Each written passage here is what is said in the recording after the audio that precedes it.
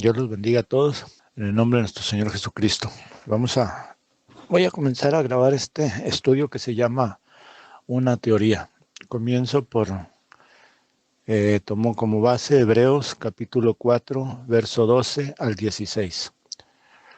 Dice, porque la palabra de Dios es viva y eficaz y más cortante que toda espada de dos filos, y penetra hasta partir el alma y el espíritu, las coyunturas y los tuétanos, y discierne los pensamientos y las intenciones del corazón. Y no hay cosa creada que no sea manifiesta en su presencia.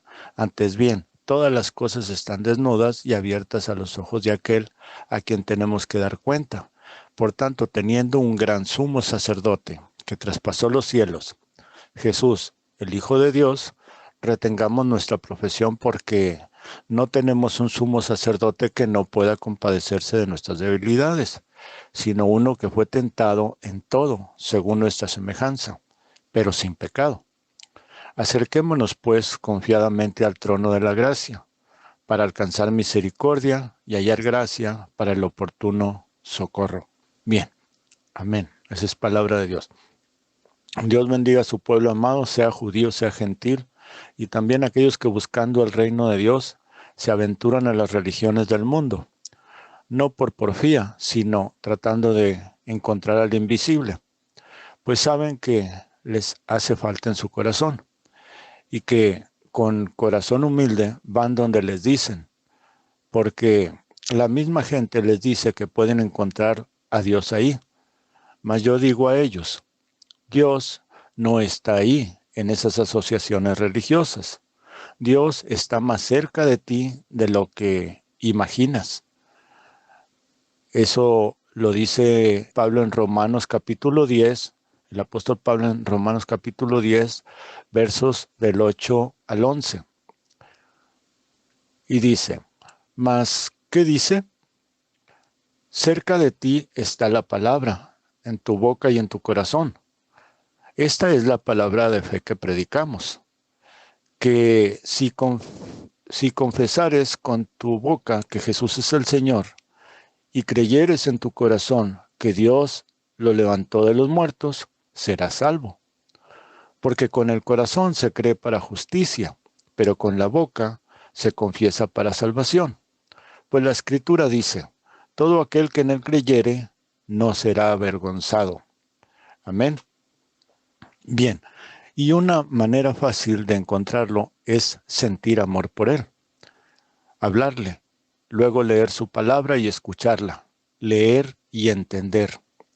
Él te guiará donde debes ser bautizado y cómo debes ser bautizado, para perdón de tus pecados. Eso lo encontramos en Hechos, el capítulo 2, versos del 37 al 40. Y leo de ahí, es palabra de Dios. Dice, al oír esto se compungieron de corazón y dijeron a Pedro y a los otros apóstoles, varones hermanos, ¿qué haremos? Pedro les dijo, arrepiéntanse y bautícese cada uno de ustedes en el nombre de Jesucristo para perdón de los pecados, y recibirán el don del Espíritu Santo, porque para ustedes es la promesa, y para sus hijos, y para todos los que están lejos, para cuantos el Señor, nuestro Dios, llame. Y con otras muchas palabras testificaba y les exhortaba diciendo, sean salvos de esta perversa generación. Amén. Bien, después seguir sus instrucciones, con las instrucciones de Dios, para que Él te justifique y tu fe sea real, no imaginaria. Eso lo leemos en Romanos, eso lo dice Pablo en Romanos capítulo 1, verso 17 al 23. Y dice, es palabra de Dios, porque en el Evangelio la justicia de Dios se revela por fe y para fe, como está escrito. Mas el justo por la fe vivirá. Porque la ira de Dios se revela desde el cielo contra toda impiedad e injusticia de los hombres que detienen con injusticia la verdad. Porque lo que de Dios se conoce les es manifiesto, pues Dios se los manifestó. Porque las cosas invisibles de Él, su eterno poder y deidad, se hacen claramente visibles desde la creación del mundo, siendo entendidas por medio de las cosas hechas, de modo que no tienen excusa.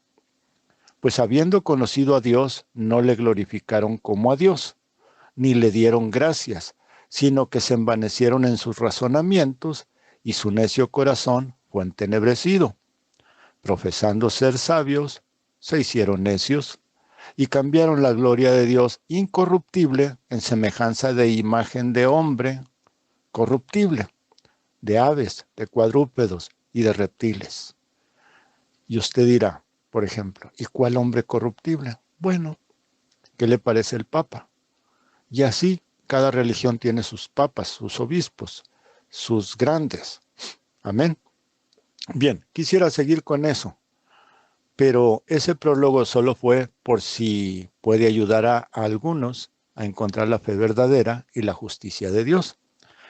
Y para que aquellos que creen haberlo conseguido y abandonan el camino sin motivo de falsas doctrinas o pastorado impositivo, se den cuenta que no llegaron a ninguna parte, pero su falta de amor a Dios fue el motivo y la falta que los hizo dejar a Dios y los alejó de la fe. No cualquier fe, sino de fe verdadera. Y si tú, que abandonaste tu lugar, como dije, sin motivo justificado, y dices, yo amo a Dios, te diré la parábola del Señor Jesús, que está escrita en Mateo capítulo 21, verso 28 al 31. Y dice, es palabra de Dios. El Señor Jesús dice, pero ¿qué les parece? Un hombre tenía 2 hijos, y acercándose al primero le dijo, hijo, ve hoy a trabajar en mi viña. Respondiendo él, dijo, no quiero. Pero después arrepentido fue, y acercándose al otro hijo, le dijo de la misma manera, que fuera a trabajar. Y respondiendo él, dijo, sí, Señor, voy. Y no fue. ¿Cuál de los 2 hizo la voluntad de su padre? Dijeron ellos, los fariseos, el primero. Jesús les dijo, de cierto les digo que los publicanos y las rameras van delante de ustedes al reino de Dios. Amén. Tú dirás también el primero, y es verdad, ese amaba más al Padre que el otro. Y ese amor lo llevó a ayudarlo. Y eso lo dice el Señor Jesús, porque los que son peores o se sienten peores, van primero a Dios. Y los que se creen limpios o santos se alejan. No quieren la verdad. Y eso lo podemos leer en Hebreos capítulo 10, verso 23 al 26. Y dice el apóstol Pablo, es palabra de Dios, mantengamos firme, sin fluctuar, la profesión de nuestra esperanza, porque fiel es el que prometió.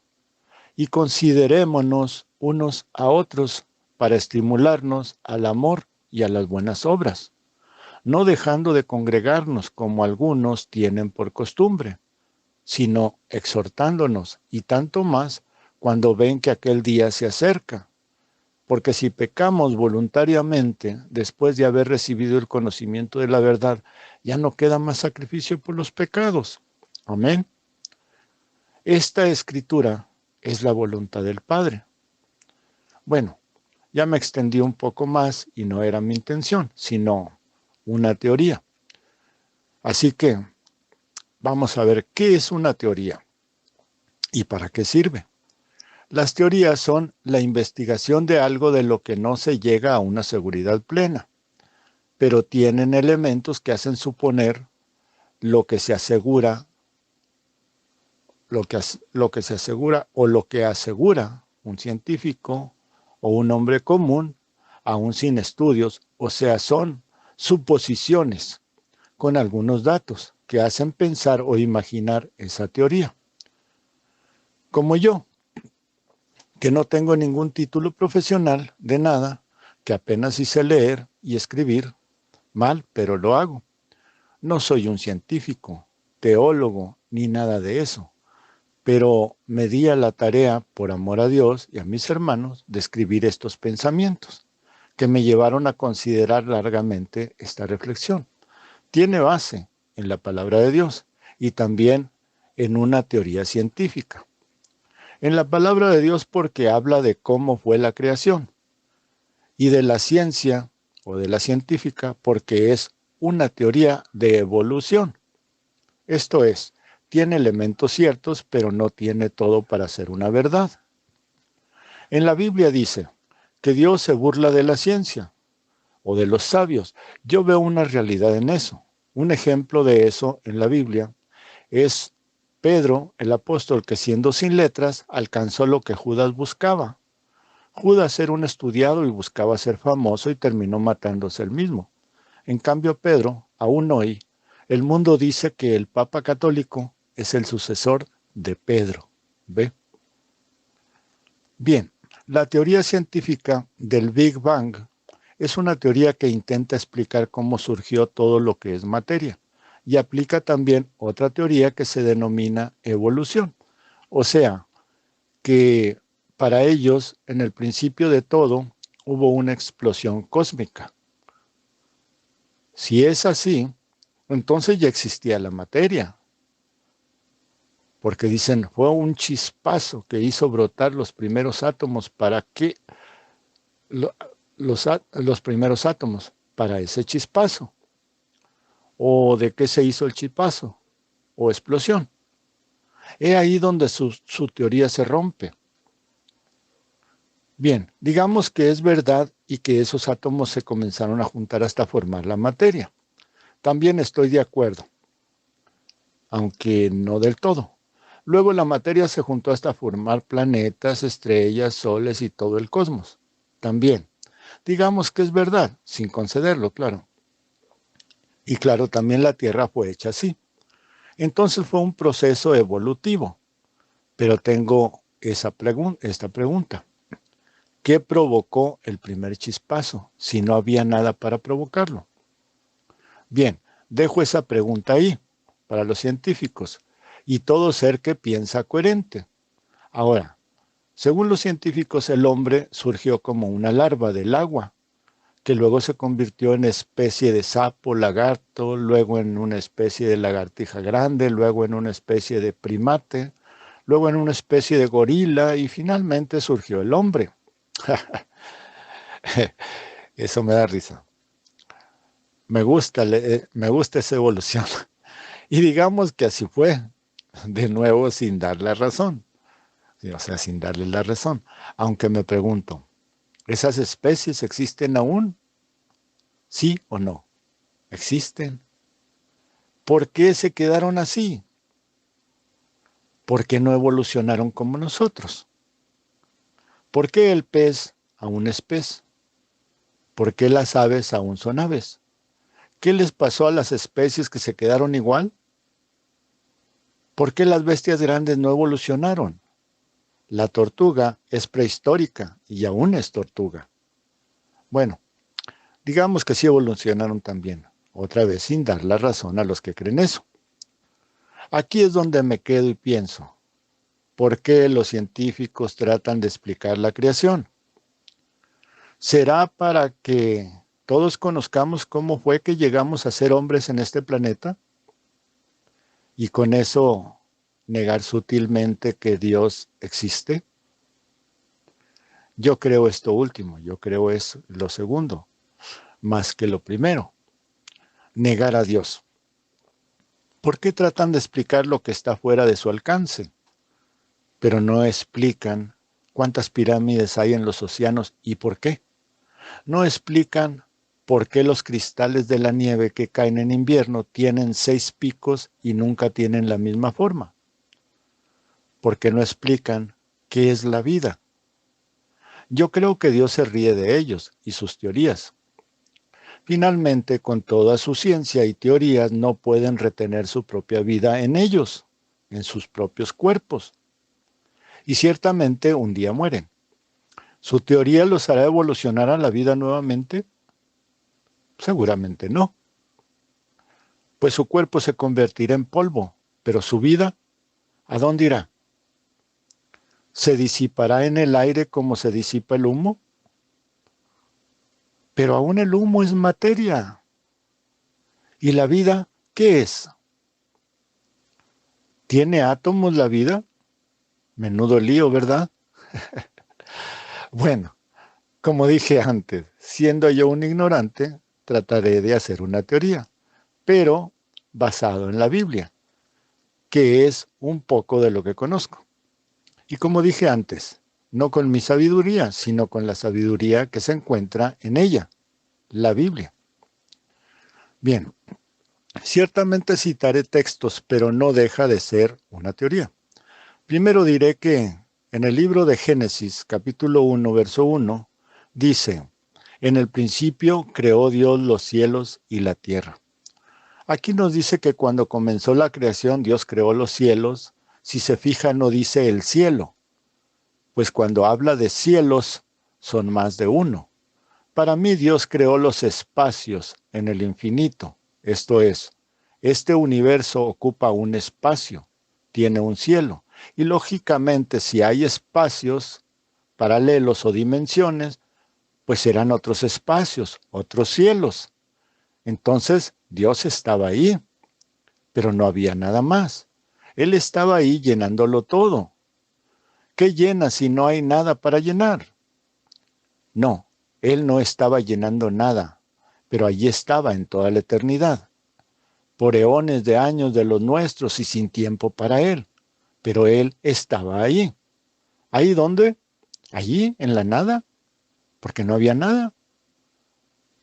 Y Él llenaba toda la nada o toda la eternidad, en lo que llamaremos la eternidad o infinito, sin movimiento, sin nada, solo su espíritu-mente.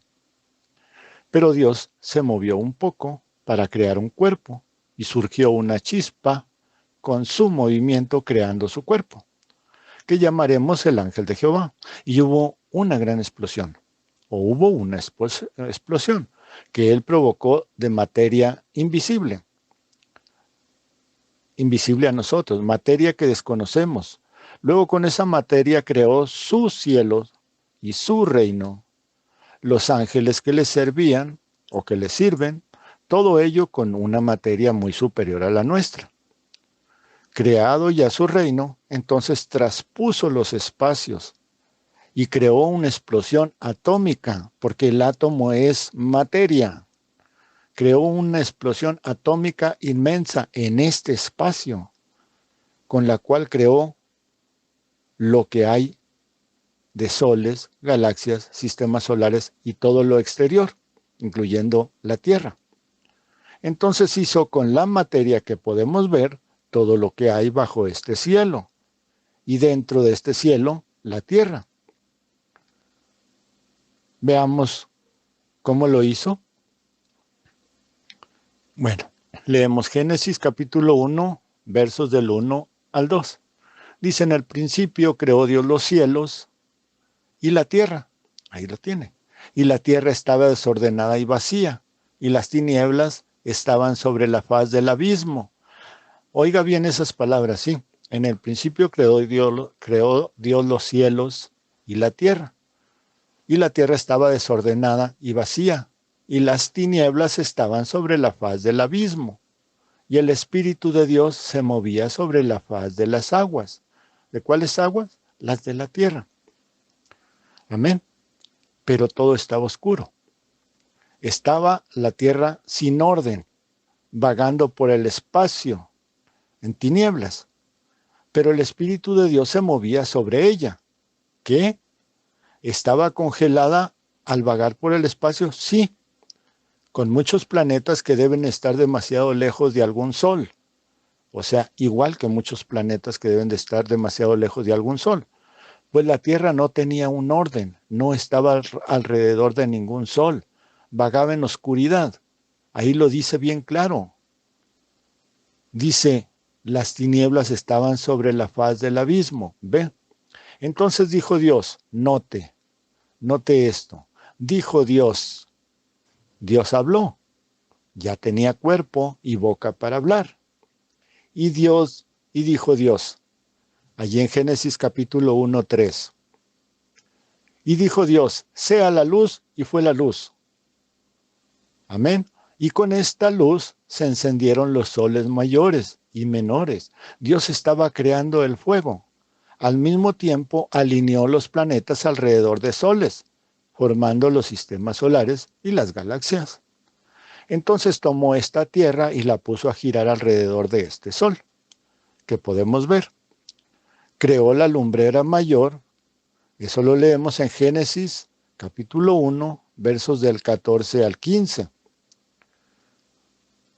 Palabra de Dios. Dijo luego Dios, haya lumbreras en la expansión de los cielos, ¿ve?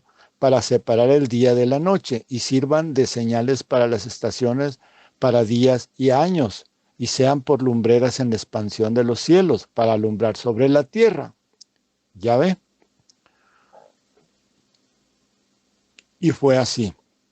¿Alumbran las estrellas que están lejísimos sobre la tierra? Sí. Luego puso la luna a girar alrededor de la tierra, en este mismo sistema. Y esta fue la lumbrera menor. Amén. Entonces separó por medio de su sabiduría, inclinando el eje de la tierra, usando la luna y otros medios como el sol, separó las aguas de las aguas. Eso lo vemos en Génesis capítulo 1, del 6 al 7. Dice, luego dijo Dios, haya expansión en medio de las aguas. ¿Ve? Entonces el sol hizo el vapor y se crearon las nubes, se separaron las aguas. Y luego otra parte se derritió y se hicieron los mares. ¿Ve? Dice, y separe las aguas de las aguas. E hizo Dios la expansión y separó las aguas que estaban debajo de la expansión, o sea, los mares, de las aguas que estaban sobre la expansión. Y fue así. Amén. Bien, haciendo las nubes, vapor de agua, los glaciares, inclinación de la tierra y los mares, juntando en lo hondo las aguas de los océanos, y para que no se saliera, usó la luna como atracción de ellas, de manera que todo lo que vemos es perfecto. Nada es casualidad, no es evolución.